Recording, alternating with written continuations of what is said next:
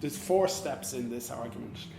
Firstly is just to establish that exhibition emerges as an object of practical inquiry. So this is a classic kind of image of how art was shown in the salons in the 19th century. The wall is stacked with work, the space is crowded with people, these are animated social spaces, but already in the second half of the 19th century, the question of how an exhibition should be organized becomes something that is considered and debated. Degas here intervenes in an argument about how work is being displayed in the salons, arguing for a radically different type of hang where the work will be hung in 2 rows, the works will be separated out from each other, works will be not separated according to medium, but some other organizational logic should be used to put them together. This is one of the most famous commercial galleries of the 19th century, the Durand Ruel Gallery. And as you can see, they used the salon hang in the middle of the 19th century. This image from the end of the 19th century shows that there's been a change, and we begin to see something like Degas' idea of a hang, the 2 rows, but also you see the construction not of something that references a public space, but something that references a private space, the domestic. This is a photograph of the Durand Ruel Gallery from the early 20th century, and you begin to see a hanging that's a little bit closer to what we would associate with the white cube, but it still is different. We still have something here, the curtained walls, it's a little bit different. However, the significant thing is that exhibition practice was modified by changes within the practice of art making, but also by a radical shift from state patronage to a move into private patronage and the emergence of a private market where artworks were limited edition, limited run, luxury goods. Within avant-garde practices, you have lots of different experiments in the practices of exhibition making. This might look like the salon hang, but actually it's something different. It's a different logic of organization, which is privileging the corner hung icon. Throughout the early 20th century, you have lots of experiments in how to organize the exhibition of work.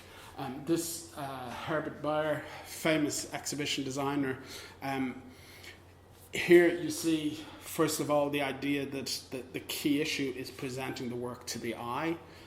It's not a work to be encountered in some kind of social space or anything like that. The work is now addressed purely to the visual sense. This is an exhibition that was designed by Bayer for MoMA, the Bauhaus, and you get a sense of the construction of a total environment, but it's worth registering that the MoMA, the Museum of Modern Art in New York, is primarily known as the kind of the space where the convention of the white cube becomes established. The idea that you show works of art by placing them on a white wall, maximum amount of possible space from any other work, typically hung at eye level, and presented so that the work seems to be self-contained and is divorced from everything else around it, not just the other works, but the outside world beyond. So no windows in the wall of the gallery and so forth. This white cube convention was well established by the 1950s, so much so that artists began to make work that played on this. So this work by, here on this side, by Yves Klein, was done in the Iris Clerc Gallery, a commercial gallery in Paris in the late 50s, and it's a piece called The Void, and for the purposes of the exhibition, the artist simply strips everything out of the space, just leaving a display mechanism and the empty walls of the gallery. A little bit later, this piece by the American Michael Usher in another commercial gallery in LA strips out the wall that divides the office end from the display end. So the business end is there and the exhibition end is here, typically separated, and the one concealed, one opened up for viewing, is removed by the artist. So these conventions are pointing to the white cube as an established convention, but also as something that is being problematized.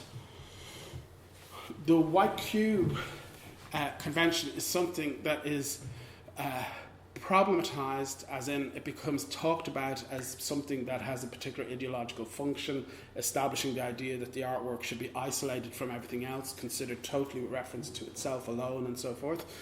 And although that problematization happens already in those works in the 50s and 60s and 70s, and in literature, in the art criticism of Brian O'Doherty in Art Forum in the 1970s, although that debate happens, it still continues to be that the practice of the white cube is dominant. So here you have Frieze Art Fair in the mid-2000s, and here you have the classic kind of where commercial galleries assemble themselves and try to recreate the conditions of the white cube in these booths within this temporary architecture. An interesting side note here is just the emergence of the solo show as one of the key exhibition norms of the art system.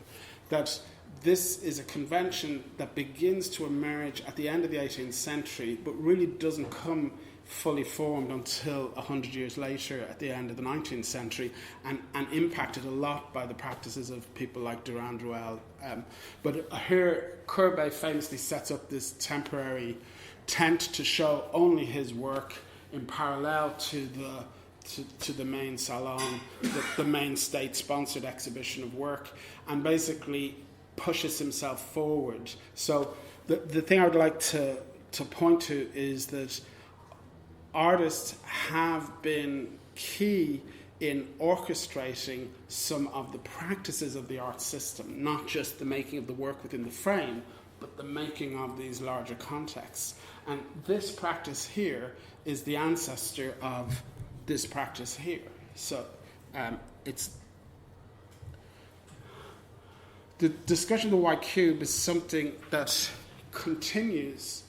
And just two examples of artists whose practice plays with it. This is Nedka Solikov, Bulgarian artist, presenting in the Venice Biennale, and this is a piece where you get one painter is painting the room white, the other painter is painting it black, and they're just rotating around after each other. This is Martin Creed, the lights going on and off. So basically what these works depend upon is recognizing that the empty white room is not a neutral space, but a thing, a construction that is doing a certain kind of work, and it problematizes that work.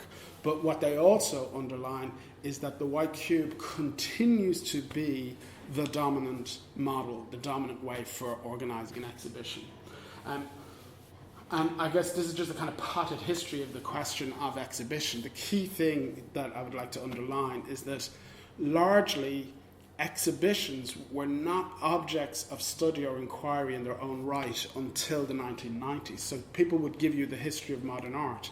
They wouldn't really present it as a history of exhibitions. They would present it as a history of moments of creation or origination. So that's a shift also in practice, where from the 60s onwards, the exhibition begins to become a kind of unit of work. So if you think of something like the American feminist artist Mary Kelly, her project Postpartum Document is a whole system of exhibition. It's not just an individual work. The work is an exhibitionary project. So the exhibition becomes a unit of analysis for looking at artworks.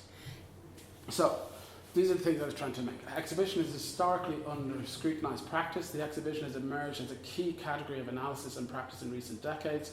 The white cube model exhibition, although problematized, is globally dominant.